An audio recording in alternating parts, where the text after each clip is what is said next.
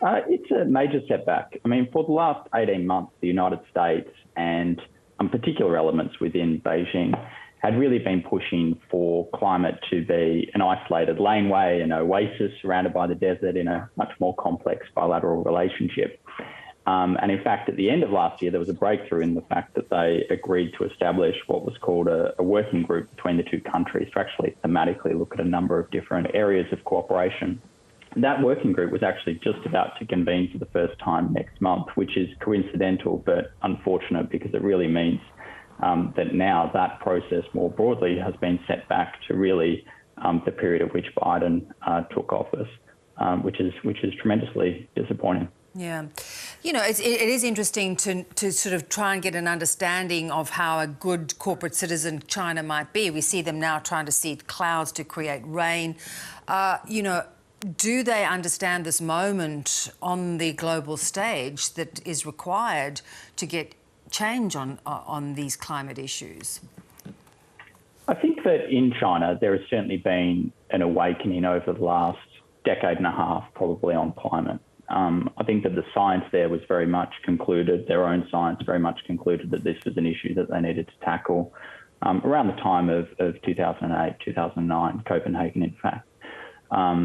And really, since then, notwithstanding the position in Copenhagen, we really have started to see a shift. Obviously, China needs to do a hell of a lot more than they're currently doing. One of the perverse kind of geopolitical takeaways, I think, from this announcement is, though, that in many ways it will actually increase the individual pressure, I think, on China to do more. It won't have the protection, inverted commas, if you will. It won't have the modality of being able to kind of defer to the fact that they had at least set up a process bilaterally with the United States. The Americans in particular will obviously be applying huge amounts of pressure. They've also just done their own Inflation Reduction Act, which is probably the strongest piece of climate legislation we've certainly ever seen in the United States, perhaps we've ever seen in the entire world. So they are now coming to those discussions from a position of strength. So I think that it actually might have a perverse impact on China. But what it signifies is, unfortunately, geopolitics is now the tail that is wagging the climate dog in grinding that cooperation to a halt. Yeah. You know, the Albanese government has made it very clear since coming into office about its, commitment to climate change. Is there a place for them to step up in its climate diplomacy at the moment? Where do you see the way through for Australia to really signal to the world that it's making a change? Well, the tree change moment of the new government in Australia has obviously been received tremendously well around the world. Australia not just is obviously coming with a new target, but it is also it will also bring a much more constructive approach to the international process, which goes on in the background throughout the year.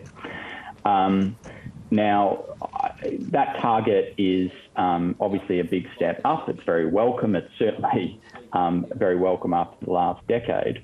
It is not necessarily yet in line with actually what a lot of our counterparts around the world are doing. The United States, for example, has a target of around 50 to 52% reduction in emissions by the same baseline and by the same target year compared to Australia's, which is 42. The United Kingdom's doing a lot more, Canada's doing more, Japan's doing more, New Zealand's doing more. So Australia will feel pressure to continue to be able to do more. One particular area, though, where they can make a great contribution is there's a proposal that they have made for Australia in partnership with the Pacific Islands to actually host one of the international climate conferences that we see at the end of each year. Now, the Labor Party has proposed, at least informally, that they are particularly focused on the year of 2024. I think that the year 2025 will be far more consequential. It's the next big COP after Glasgow, and before that Paris, and before that Copenhagen. And the reason that it's the most important COP is it's the deadline for when countries are due to table their next round of targets for 2035. And Australia, if it's able to come into that from a position of strength, will actually also be able to encourage others to do the same. And in fact, it will probably help our own domestic position in that regard too. Yeah, to push it forward. But do you think there'd be international support for COP, for 2025, given Australia has been a laggard until now, and we haven't yet been able to practically implement stuff? I do, because there will be a recognition that Australian diplomacy will be very effective in running that process. Australia belongs in the United Nations vocabulary to something called the Western European and Others Group. It's WEOG's turn.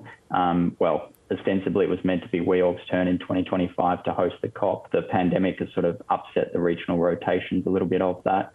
As we found with the French in 2015, as we found with the British last year, having actually a really strong diplomatic power in that slot matters, as well as, of course, what they're doing at home. The trick for Australian diplomacy will actually be choosing the right year versus when other countries are interested in hosting it and when it is ostensibly or not that particular regional group's turn. From my perspective, not only is it more consequential to host the COP in 2025 for the reasons that I mentioned, it's also objectively better diplomatically to actually put your sights on that year. That would require a bit of coordination with the Latin Americans who will have an interest in that year as well, but it's certainly much better than 2024. You know, Thom, you talk about the disruptions that were created by COVID and now, of course, to the global supply chains with the war in Ukraine. How hard is this going to be to get countries to meet these targets? I think that the great problem with the pandemic was that it was a lost opportunity for climate. We saw some of, if not the largest injection of capital from governments into infrastructure, into other government programs that we've ever seen. Despite the efforts by a few, and in particular a lot of the Europeans, frankly, not enough of that money went to green initiatives and to reducing emissions, which would have been a really profound long-term investment by those governments. Now, as it relates to the current targets on the table, I actually don't think that the current issues that you point to in terms of supply chain impacts and so forth actually affects those, because the reality is that in large part, we always have these debates around will countries, including Australia, meet our targets or not. The reality is all of these targets are actually incredibly conservative in terms of the way that they're set with domestic mechanisms. I have no doubt that Australia will meet its 43% reduction target. The Americans, frankly, with the Inflation Reduction Act, are now going to well overshoot their 50 to 52% target probably. So the real challenge is actually how do you push for much greater ambition with each round of the process, and how, in particular, do you get as close as possible to what should be a trajectory to be in line with a temperature rise globally on average of 1.5 degrees. So I think it's unhelpful for that latter process, for the future target setting process, but at least for the current targets on the table, there shouldn't be any excuse from any government around the world that they shouldn't be able to meet what they've put forward. Great to chat, Thom, as always. Thank you so much. Thank you.